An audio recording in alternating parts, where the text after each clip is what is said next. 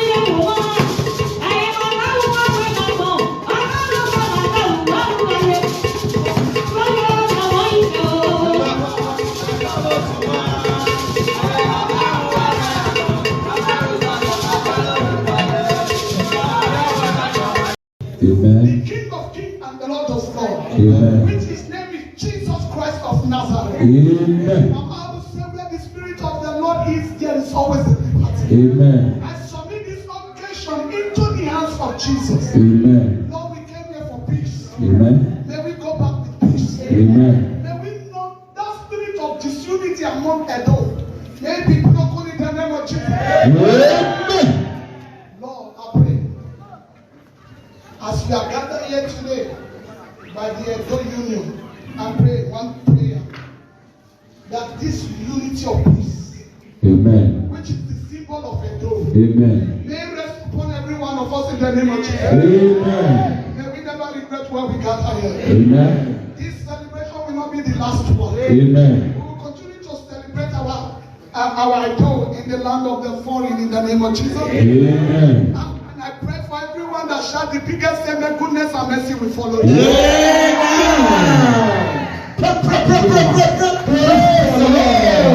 Hallelujah. Thank you. The first and only adult woman that is a bishop in the land of England. We now go straight to the traditional prayers, and that will make the kola have to be broken. The kola don't speak any other language; they speak African dialect, and in this condition, the Edo language is going to be the only language the kola knot is going to speak. Breaking of the kola knot, stroke prayer.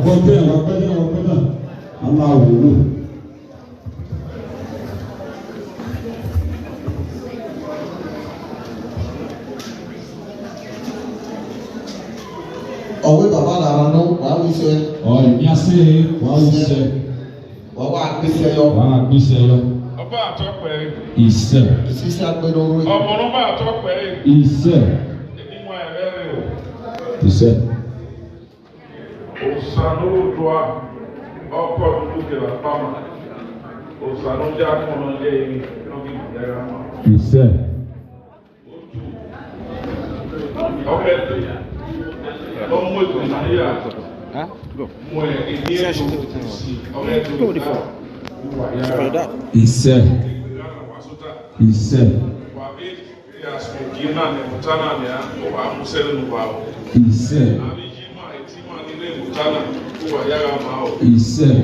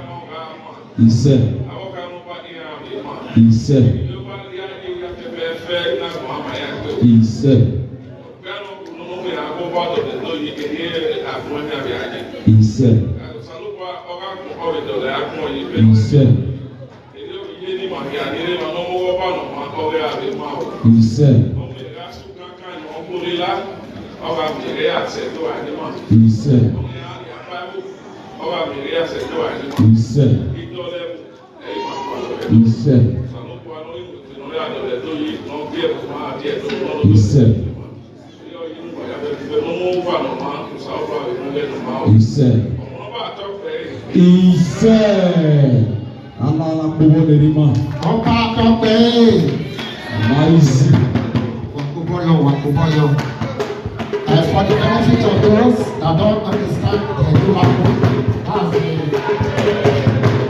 official beginning of the syllabus, as you know, the only one language. Thank you.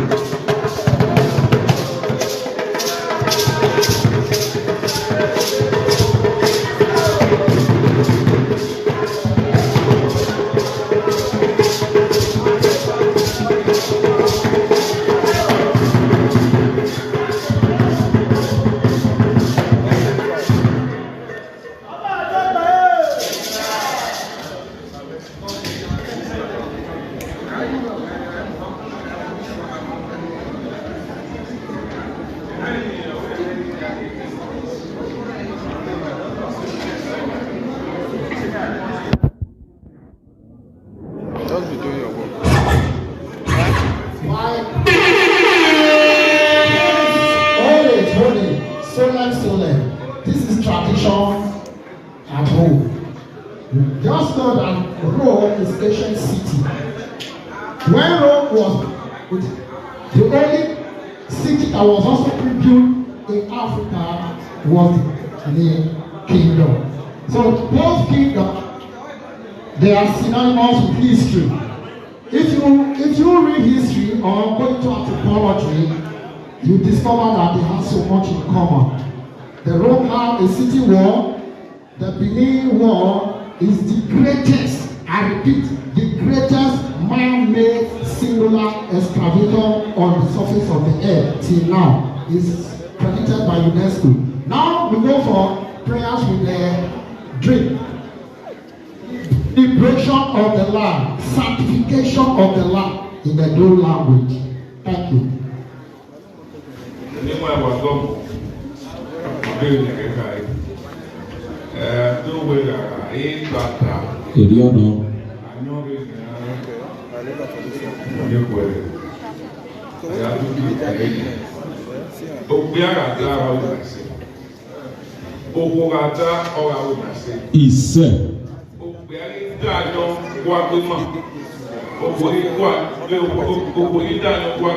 Iṣẹ́ o. Iṣẹ́. Iṣẹ́. Iṣẹ́. Iṣẹ́.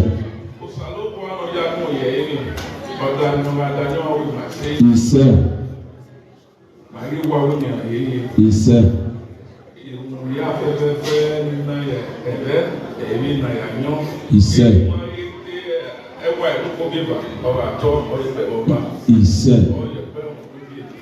Iṣẹ́. Iṣẹ́. Iṣẹ́. Iṣẹ́. Ọba àtọ́pẹ́. Iṣẹ́. Now we go to introduction proper. We take the Nigerian national anthem and the Italian national anthem, as well as Edo unity anthem. Thank you. As we know, Excuse me. the royalty is in Rome as we speak now. We have the presence of His Royal Majesty, the greatest monarch on the surface of the earth. History has preceded over 2,000 years and is still counting.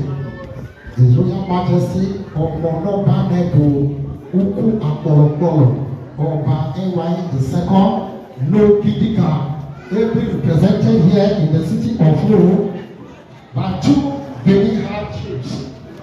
We have that took the Benin. We have a plan for that. Ọba Àtọ́pẹ́. Iṣẹ́. Also in that emperor is Chief Billy Osawaro, Ọba Ziunwa of Benin. A hand of applause for that. Iṣẹ́. By custom and tradition, those two high chiefs are Benin monarch.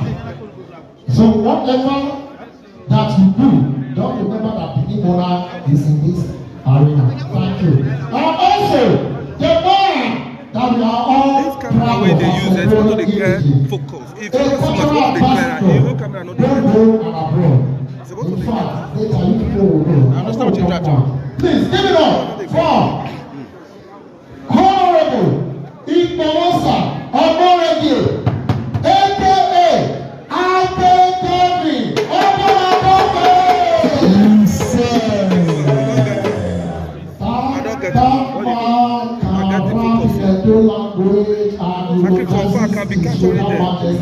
For 2 hours. So right now. Oh yeah. Okay. Focus. Like people that are far now. And also, we have the presence of Nigerian government here. We have the ambassador to the Holy See. But incidentally, he went to Nigeria. But he's represented here by his first minister. The first minister to the ambassador of to the embassy, Nigerian embassy to the Holy See, is Honorable Patrick Imodo. The hand of applause for that. Iṣẹ́. So, the Nigerian represented and the Benin monarchical school is represented. Thank you. Also, though he's still awaiting, we have some of our special guests in the house. We have the chairman, Nigerian Diaspora Organization, George Omo Idumo, is the chairman of Board of Trustees. They will represent is here by himself. Omo Àtọ́pẹ́. Iṣẹ́. We also have Dr. Osakwe Iretia, popularly known as Iredus. This man has won gold medal in Taekwondo, Nigeria.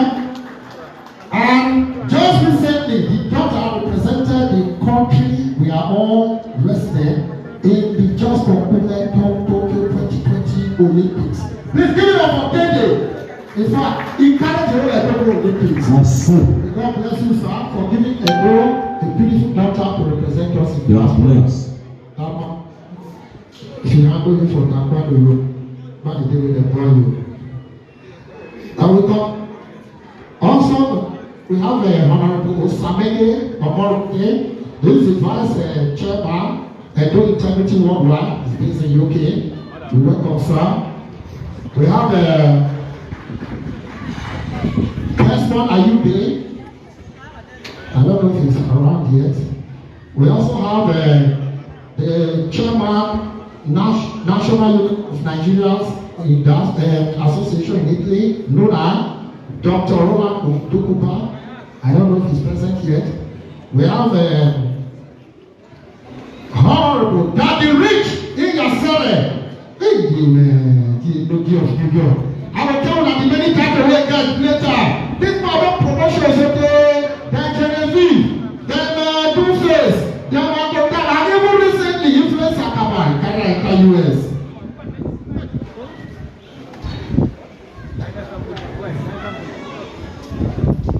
Also in our midst is a man that has given so much honor to Nigeria. And our president is Dr. Barry Ibere. The hand of applause for this Nigerian man to do with us. And also, like I announced earlier, we have in our midst Bishop Gossen Stowe Chukwuma, the first Nigerian woman to be consecrated a bishop in Italy. Thank you, ma'am. You're welcome. You're welcome. We have also in our midst Pastor Pastor Samantha I don't think he's around. I was told he's not around. But we have the Pastor Gideon Itra CACGM. Welcome, sir. Also, we have the Pastor Lucky Omoga. But he's not here, represented by Mama Omoga. You're welcome, ma'am. I want us to proceed so that we don't keep short time. We continue the introduction later. Please, we are going to start for the Nigerian national anthem now. DJ, are we ready? The Nigerian national anthem. Maria,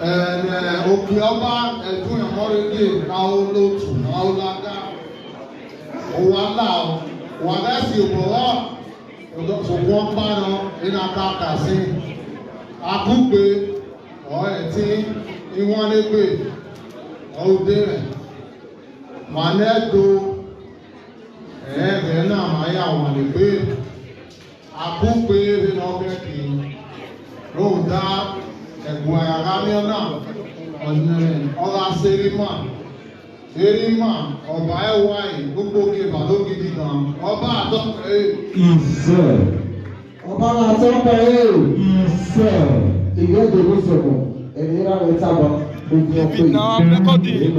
I know that, but leave it. Focus on your own.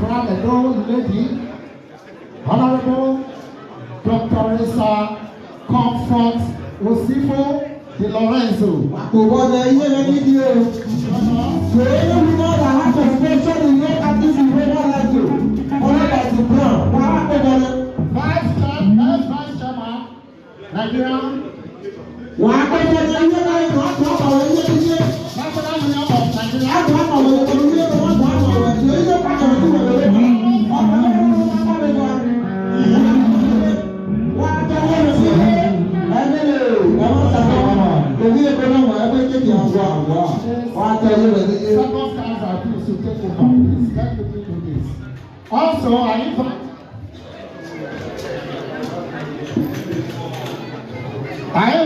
Honorable Mike Opute, Welfare Officer, Nuna. He happened to be an Edomo. MOD! All the way for Palermo. Pastor! What talk about? They ran maybe. But when people they ran no, or what they do down to Pastor. Why did they pass on all this? You know, I don't know. What? Present the after